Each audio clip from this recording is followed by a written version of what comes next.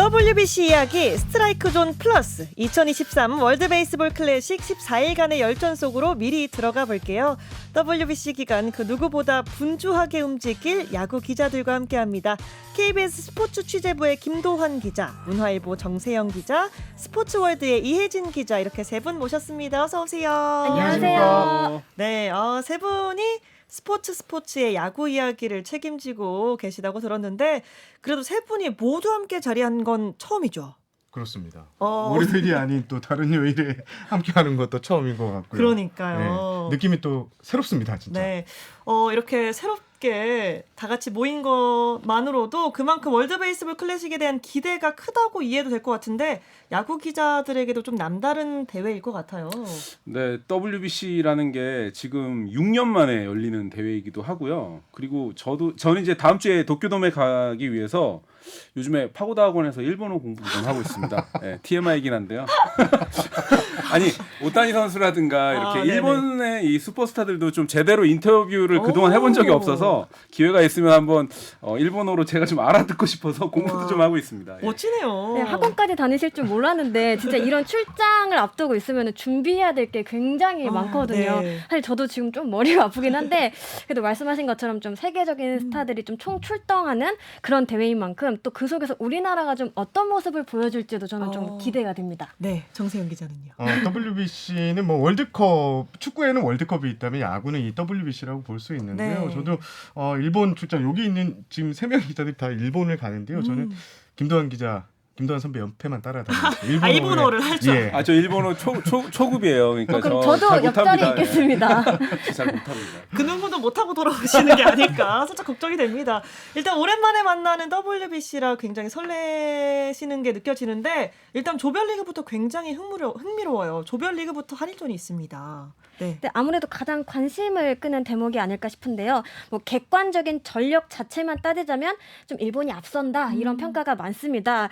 하지만 한일전은 또 다른 경기랑 다르거든요. 뭐 오죽하면 가위바위보도 지면 안 된다 네. 이런 얘기가 나올 정도인데 비단 이 양국뿐만 아니라 미국이나 다른 나라에서도 굉장히 관심 있게 지켜보고 있더라고요. 그래서 WBC 사무국이 이 한일전을 오후에 배치를 했거든요. 이것도 좀 흥행적인 요소를 고려하지 않았을까 생각이 됩니다. 네. 제가 애리조나 전지훈련을 대표팀 전지훈련 다녀왔을 때 선수들 사이에서 가장 많이 나온 말이 타도 일본.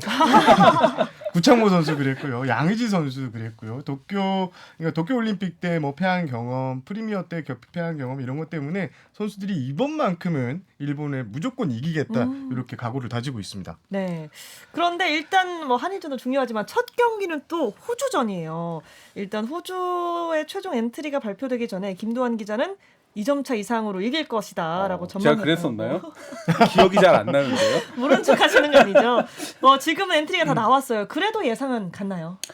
네, 일단 저는 그래도 호주를 상대로 우리나라가 어느 정도는 좀 앞서 있다라고 좀 생각이 들고요. 네. 특히 이제 3월 9일 낮 12시 경기인데 이 첫 단추를 잘 꿰야 되기 때문에 상대 분석도 지금 잘 하고 있다고 들었으니까요. 특히 이제 호주의 투타 에이스가 투수는 한화 이글스에서 활약했던 서폴드 선수 그리고 메이저리그 외야수 에런 화이트필드. 이 화이트필드 선수는 2월 말에 이 LA 에인절스 소속인데 이 시범 경기에서 안타도 치고 지금 도루도 기록했던 그런 선수거든요.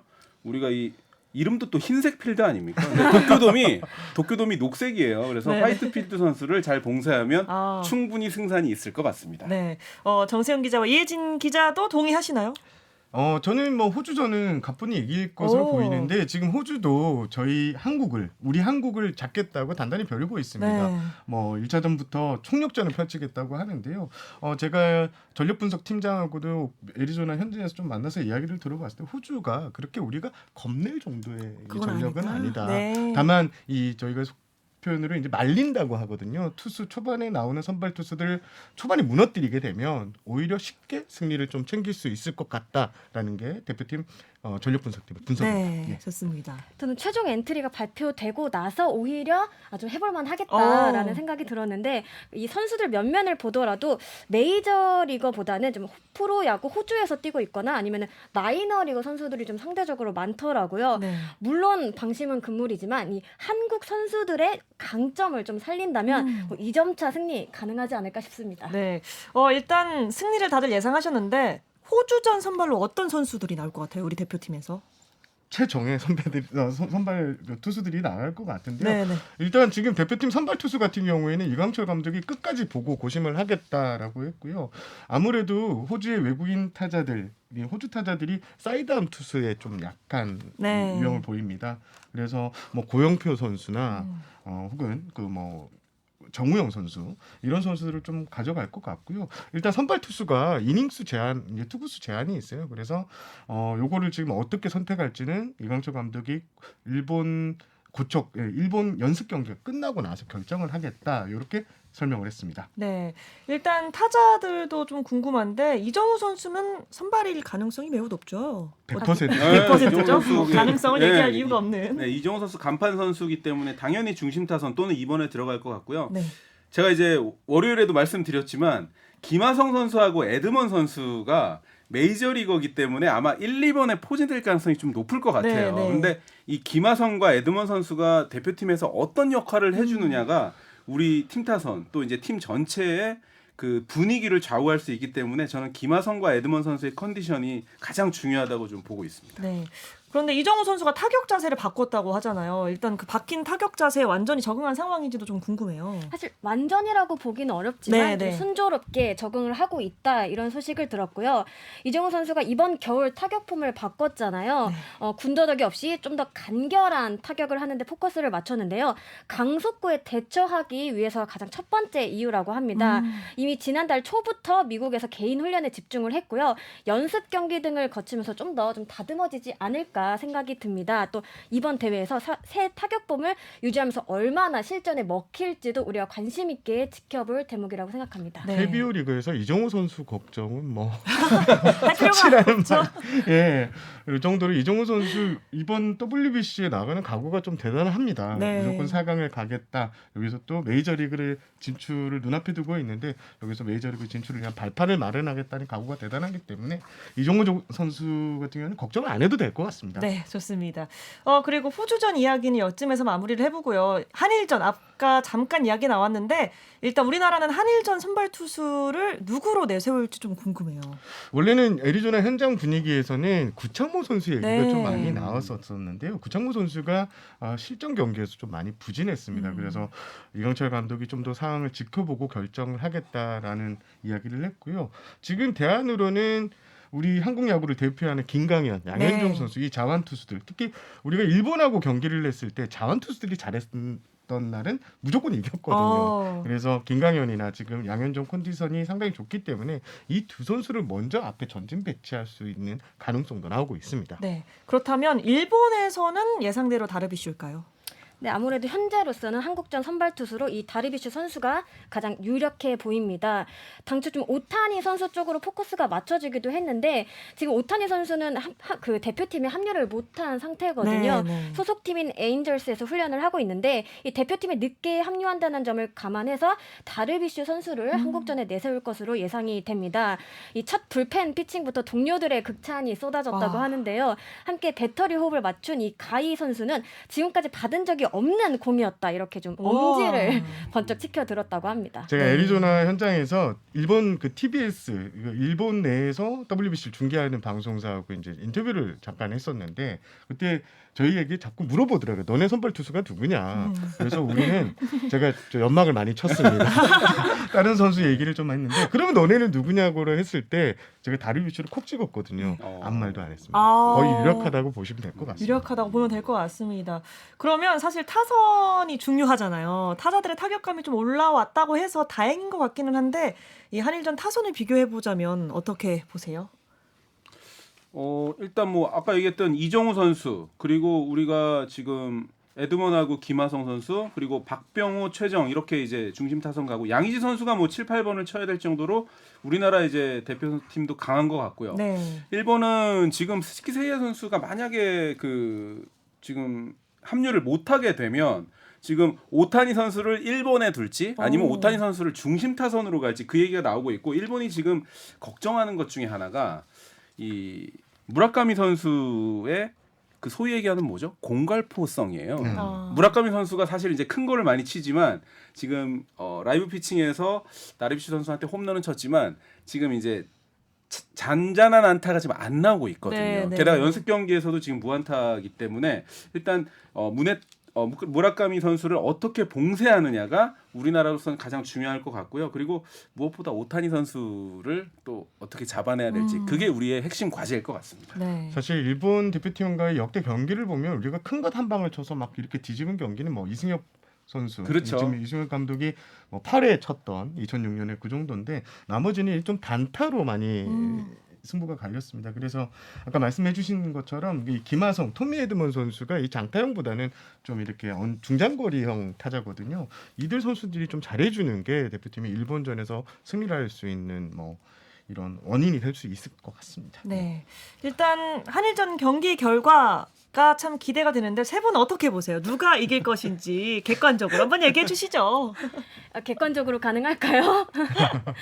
네. 저 같은 경우에는 일단 주도권을 좀 쉽게 주지 않아야 된다. 초반에서 중반으로 이어지는 그 흐름을 잘 지키는 게 중요하다라고 생각이 들고요. 사실 점수 차가 많이 나진 않을 거라고 생각을 해요. 그래서 어떻게 보면 연장 승부까지 갈 수 있다라는 가정을 항상 하고 준비를 해야 될 것 같고요. 개인적으로 약간 사심을 더하자면은 연장 접전 끝에 2대1 승리를 거뒀습니다. 2대1이요. 네. 명품 투수전으로 이기겠다. 네, 그렇습니다. 네, 정세영 기자는요. 저는 이 국제대회 출장이 좀 많았는데 제가 가는 출장에서 모두 한일전을 이겼습니다. 오. 2008년 베이징 올림픽, 2009년 WBC, 2015년 프리미어까지 제가 가는 이 대회에서는 한 번도 진 적이 없습니다. 그래서 제 자신을 믿으면서 일본전은 어떻게든 이긴다. 예, 이렇게 어떻게든 스코어는 예상을 해보겠습니다. 몇으로 예상하시나요? 좀 박빙으로 갈 것 같기는 한데요. 한 4대2, 3대2 정도로 3대2. 저희가 박빙으로 이길 수 있겠다라고 예상을 해보겠습니다. 좋습니다. 김도환 기자는요? 저는 정 기자가 갔던 대회 저도 다 갔어요. 근데 저는 우리가 그 일본한테 졌을 때도 또 다 갔습니다. 그래서 저는 제 직관 승률은 5할 정도 되는데요. 반반이군요. 네, 이번에는 저는 승부치기까지 좀 갔으면 좋겠고 네. 승부는 이제 예상하기가 너무 힘들다. 그래서 10회 한번 승부치기 승리까지만 가도 우리는 성공이다. 저는 이렇게 보고 있습니다. 네, 연장 예상하신 분이 두 분이나 계시네요. 네, 일단 우리나라는 일정이 꼭 이겨야 하는 호주, 일본 이 두 팀과 먼저 맞붙기 때문에 사실 호주전과 일본전 끝나고 나면 조별리가 다 끝났다. 약간 이런 마음이 들 수도 있을 것 같아요. 그 점을 아무래도 좀 많이들 걱정을 하고 있는데요. 네. 사실 뭐 집중력이 좀 흐려질 수도 있는 대목이라고 생각을 합니다. 하지만 전력면에서 한국이 앞서고 있다고 하지만 공은 둥글잖아요. 그쵸. 또 단기전에서는 정말 어떤 상황도 일어날 수 있기 때문에 좀 집중을 해야 되지 않을까 싶습니다. 좀 과거에 좀 아픈 사례도 있는데 2017 그 WBC만 보더라도 이스라엘에게 패하면서 2라운드 진출에 실패한 기억이 있거든요. 네. 이걸 잊지 않고 이번에는 끝까지 좀 최선을 다하는 모습 보여주길 바랍니다. 네. 결국 실책이 중요한 것 같아요. 2013년에 대회 때도 대만 타이중 참사라고 불렸는데 그때 네덜란드에게 이제 실책을 하면서 저희가 무너졌거든요. 네. 그러면서 이제 우리가 이제 2라운드 진출에 실패를 했는데 절대 이제 만만하게 보면 안 될 것 같고요. 네. 그리고 또 베이징 올림픽 당시에 중국 대표팀에게 손쉽게 이길 거라고 생각을 했는데 1대0으로 승리. 겨우 이겼어요. 그렇죠. 공은 들고기 때문에 모두가 긴장하고 대회를 준비를 해야 될 것 같습니다. 네. 그래도 8강행은 편안하게 생각해도 될까요? 호주전을 일단 잡으면 무조건 네. 우리가 올라간다고 보면 될 것 같습니다. 호주전을 잡으면 무조건 올라간다. 네. 좋습니다. 그래도 일단 방심은 금물이라고 세 분 다 이렇게 얘기해 주셨습니다. 일단 세 분의 예상대로라면 B조에서는 한국과 일본이 8강에 간다는 거겠죠. 조 1위냐 조 2위냐 이거 지금 오. 얘기해야 될 것 같은데 네. 다 이긴다고 했기 때문에 일본에 저희가 조 1위로 8강을 가는 게 조 1위로. 좋습니다. 네. 네, 그렇다면 다른 세 조의 상황은 어떨지도 궁금한데요. 이 이야기는 잠시 쉬었다 와서 나누겠습니다. 감동의 순간을 즐기는 시간. KBS 1라디오 스포츠. 2023 월드 베이스볼 클래식을 정확하게 분석하고 관전 포인트도 콕콕 짚어드립니다. 야구 기자들과 함께하는 WBC 이야기 스트라이크 존 플러스 KBS 스포츠 취재부의 김도환 기자, 문화일보 정세영 기자, 스포츠월드의 이혜진 기자까지 야구 기자 세 분과 함께하고 있습니다. 일단 우리나라 입장에서는 A조 상황을 봐야 하잖아요. 공식 개막전이 A조 경기더라고요. 네, 그렇습니다. 이번 WBC 공식 개막전은 3월 8일 열리는 A조 쿠바와 네덜란드의 맞대결입니다. 네. 대만 타이 중에서 포문을 열 예정이고요. A조엔 쿠바, 네덜란드뿐 아니라 대만, 이탈리아, 파나미 등이 속해 있습니다. 파나마. 네, 파나마 파나마. 등이 속해 있습니다. 네, 사실 타이완, 대만도 야구에 대한 관심이 굉장히 크잖아요. 대만이 이 안에서 A조 안에서 8강행 가능성 있다고 보시나요? 대표팀 전력 분석팀 이야기를 좀 들어봤어요. 대만의 전력이 만만치 않다라는 이야기를 했습니다. 마이너리그 선수들도 데리고 왔고 일본 프로야구에서 활약하는 선수들도 들어왔는데 나름 전체적인 전력 짜임새가 우리 결코 얕볼 수 없는 수준이다. 오히려 네덜란드보다 나을 수 있다. 오. 이런 평가를 했습니다. 그래서 대표팀 내부에서는 대만이 조 2위로 가고 쿠바가 1위로 가는 이런 시나리오를 그리고 있습니다. 네. 일단 대표팀 내에서는 그렇게 예상하고 있는데 세 분은 어떤 두 팀이 8강행으로 갈지 생각하고 계신가요? 저는 저번 주에 이제 친구들한테 카톡을 많이 받은 게 네덜란드가 한화한테 15대 4로 졌어요. 네. 이게 뭐 한화를 좀 이렇게 얕보는 그런 의미는 아니지만 네. 어쨌든 지금 WBC에 한 명도 대표 태극마크를 못 단 한화한테 네덜란드가 15대 4로 지면 좀 심각한 거 아니냐라고 이제 그렇게 말하시는 분들도 있지만 지금 현재는 연습 경기 때는 네덜란드가 지금 메이저리거 쪽 그리고 미국의 선수들이 합류를 안 한 상태거든요. 그래서 그날 이제 취재진도 제가 알기로는 버나디나 선수 인터뷰하고 뭐 이제 현장에서 네, 그랬던 맞습니다. 거로 저는 알고 있는데 네덜란드가 우리나라가 지금 WBC에서 상대 전적이 2전 2패일 겁니다. 네. 그러니까 네덜란드도 충분히 가능성이 있고 나머지 둘 중에 하나를 대만 아니면 쿠바가 차지하지 않을까 저는 그렇게 보는데 어떻습니까? 현장에서 그 하나 경기가 있었잖아요. 네. 그 전력 그러니까 메이저리그 선수들이 3월 이후에 합류를 하기 때문에 실제 네덜란드 전력이 WBC 본선 전력이라고 보면 안 될 것 같아요. 그렇죠. 네. 그래서 대표팀도 크게 그 경기에 전력 분석팀이 신경 쓰지 않는 큰 모습이었습니다. 의미를 두진 않았군요. 네. 실제 본대회가 들어가면 멤버가 완전히 달라진다. 특히 뭐 젠더보 가치 같은 선수 같은 경우에는 샌디에고에서 김하성 선수와 뭐 유격수 자리를 놓고 그렇죠. 다투고 메이저리그에서도 상당히 특급 선수로 불리는데 이런 선수들이 다 빠져 있는 상태였기 때문에 네네. 네덜란드 전력은 아직 좀 숨겨져 있다 아. 이렇게 보시면 될 것 같습니다. 저는 쿠바도 좀 집중을 해야 되는 팀으로 보는데요. 이번 WBC 최대 복병으로 꼽히는 또 팀이기도 하잖아요. 그동안 미국으로 망명한 선수들의 국제대회 출전을 막아왔던 국가인데 이번엔 다릅니다. 네. 현역 빅리거들이 좀 승선을 시키면서 전체적인 전력이 많이 올라갔다는 얘기를 듣고 있습니다. 또 일본에서 뛰고 있는 선수들도 한 7명 정도 포함이 됐고요. 또 쿠바는 WBC 1회 준우승에 빛나는 팀이기도 한데요. 그때보다는 무게감이 좀 떨어졌다 이런 얘기가 나오지만 미국과 일본에서 뛰는 선수들이 합류하면서 좀 탄력을 받을 수 있다. 저는 이렇게 보고 있습니다. 저도 쿠바는 A조에서 1위로 올라올 가능성이 좀 높다고 보는데 일본 프로야구에서 좀 활약하고 있는 투수 리반 모이넬로, 뭐 우한 라이델 마르티네스 이런 선수들이 일본 리그에서 특급 성적을 지금 남기고 있는 선수들이거든요. 또 동양 야구에 상당히 익숙한 선수들입니다. 네. 그래서 이런 선수들을 앞세워서 쿠바가 상당히 좋은 성적을 올릴 가능성이 높다. 이렇게 분석을 해보고 싶습니다. 네. 사실 쿠바는 50명의 전체 엔트리에서 18명의 메이저리그가 빠졌거든요. 그럼에도 그렇죠. 쿠바 전력은 네. 상당히 나쁘지가 않은 상황입니다. 네. 결국에는 사실 우리가 8강전에 진출한다면 A조에 있는 팀과 치르게 되잖아요. 네.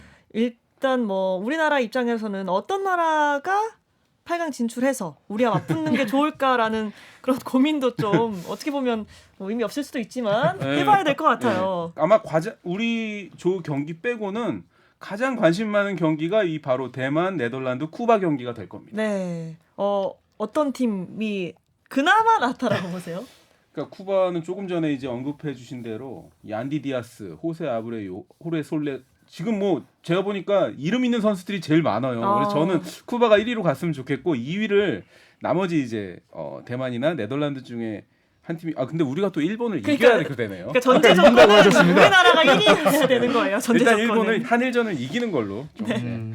좋습니다. 저는 대만이 1위로 올라오는 게 아무래도 우리 선수들이 좀 마음이 편하지 않을까. 대만의 그 국제대회에서 만나서 거의 진 경험이 없거든요. 네, 그래서 네. 대만전은 항상 자신감이 있고 대만 역시 한국 야구 공포증이 좀 있습니다. 네, 네. 그래서 대만이 1위로 올라와서 저희가 대만 2위를 가더라도 이렇게 한번 붙는 시나리오도 한번 그려봤습니다. 네, 이혜진 기자는요. 저도 만약에 이제 저희가 맞붙는 상대를 정할 수 정할 수 있다면 있다면. 그렇다면 좀 대만이 아무래도 좀 음. 익숙하고 좀 더 좀 자신감 있게 좀 나설 수 있는 경기가 아닐까 싶습니다. 네, 뭐 어떻게 됐든 저희가 우리나라가 1위로 올라가든 2위로 올라가든 대만과 즐거운 상상을 맞붙었으면 하는 참 거죠. 좋겠습니다.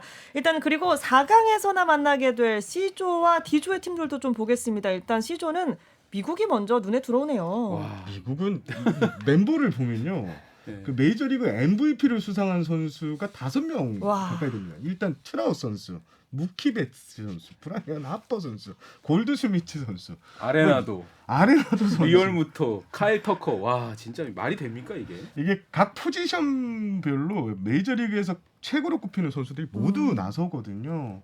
여기에 뭐 지금 뭐 코르테스 선수, 코슈 선수가 부상과 보험 문제로 이 출전이 투수들인데 불발이 되면서 좀 투수력이 약해졌다고 하지만 그래도 미국 투수진을 네. 보면 와, 이 선수들을 어떻게 치지? 음. 라는 생각이 들 정도로 미국은 이번 대회 강력한 우승 후보국입니다. 네, 결국에는 C조는 1위는 누가 될지 생각해보는 게 의미가 없어요. 결국 2위 경쟁인데 2위 누가 할 거라고 생각하시나요?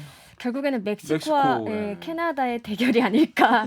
근데 말씀하신 것처럼 멕시코 쪽이 좀 강해 보이는 그렇죠. 건 사실입니다. 네. 뭐 역시 메이저 리거들 다수 포진해 있고요. 가장 눈에 띄는 게 이제 20승 투수 훌리아 유리아스 선수가 주장 완장을 와. 차고 있다는 점이 좀 인상적입니다. 또 지난해 월드 시리즈 우승 멤버죠. 호세 어키디 선수를 비롯해서 뭐 굵직한 선수들이 출격을 앞두고 있거든요.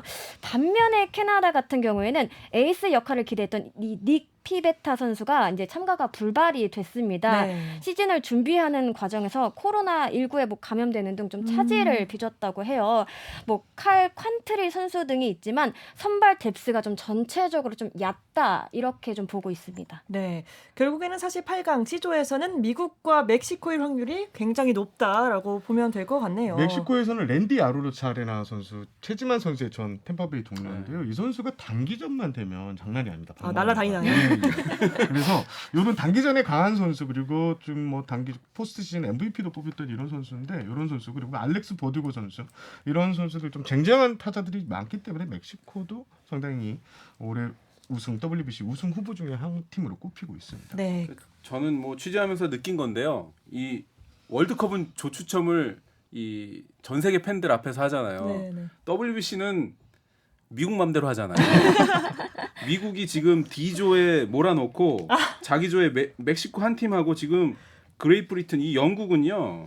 영국은 지금 1,000원을 걸면 26억을 가져가. 영국이 우승해. 그럴 정도로 영국이란 팀은 지금 선수 명단에 아는 선수가 지금 없어요. 네. 그러니까 미국의 약간 이제 이거 좀 과하게 얘기하면 주최 측이 C조에 지금 멕시코 빼고는 뭐 이렇다 할 팀을 안 넣은 그런 상황. 물론 캐나다 세긴 하지만 네. 그래서 D조를 죽음의 D조로 몰아놓고 C조 이 USA가 너무 좀 이렇게 편한 배정을 한 게 아니냐라는 비판이 지금 미국 내에서도 나오고 있습니다. 예. D조에 다 몰아넣었다고 하셨는데 진짜 이 정도면 사실 죽음의 조처럼 보여요. 이 구성이. 일단 도미니카 공화국 같은 경우에는 지금 각종 베팅 사이트에서 무조건 우승 1순위다라고 네. 뽑을 정도로 막강한 전력을 가져가고 있고요. 뭐 지난해 이제 사이영상 수상자 샌디 알칸타라 선수 같은 경우에 뭐 선발 투수로 나오고 크리스티안 하비에로 선수 특급 선발 투수들 둘이 있습니다. 단기전에는 이 선발 투수들의 역할이 중요한데 이 두 명이 있다는 것만 해도 단기전에서 유리한 흐름으로 가져갈 수 있고요. 여기에 뭐 330 세이브를 지난해 했던 뭐 소토 선수, 뭐 타선은 말이 필요 없습니다. 진짜 네. 메이저리그에서 올스타, 미국 못지않은 올스타급으로 꾸려지고 있는데요. 도미니카 공화국이 뭐 이번 대회에서 가장 주목해야 할 팀이 아닌가 그러네요. 싶습니다. 네, 도미니카 공화국을 가장 주목해야 할 나라로 보셨는데 그래서 우승은 과연 어떤 나라일까?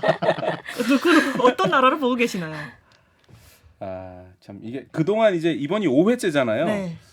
4판 중에 2번을 일본이 우승했고요. 아, 미국이 그 야구를 이렇게 하고 싶어 하는데도 한 번밖에 우승을 못 했고 또 한 번 나머지 한 번은 도미니카가 했습니다. 그래서 네.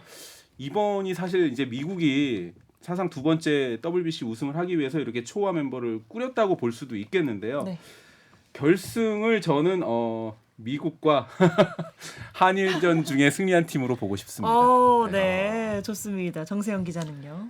저는 한국의 배팅. 와, 좋습니다. 한국 배팅. 예. 이혜진 기자님요. 많은 베팅 업체들이 도미니카 공화국, 일본, 미국을 이제 1, 2, 3위로 많이 네. 좀 얘기를 하더라고요. 근데 저는 사실 그냥 전력만으로 따졌을 때는 이 도미니카 공화국이 좀 강력하지 않나라는 생각이 들고 사실 일본도 이번에 한번 도전해볼 전력이다라고 생각을 했습니다. 물론 마음은 네, 그쵸? 한국이 올라가길 바라고 있습니다. 객관적으로 봤을 때 결승에서 도미니카와 일본이 맞붙을 것 같다라고 예상해 주셨습니다. 네, 세 분의 이야기와 함께 14일간의 야구 여행 즐겨보도록 하겠습니다. 오늘 이야기는 여기서 마무리해보겠습니다. KBS 스포츠 취재부의 김도환 기자, 문화일보 정세영 기자, 스포츠월드의 이혜진 기자와 함께했습니다. 세 분 고맙습니다. 감사합니다. 네, 저도 인사드립니다. 내일은 한상원 아나운서가 돌아와서 함께하겠습니다. 다시 만날 기회가 있길 바라면서 물러갑니다. 아나운서 홍주연이었습니다. 스포츠.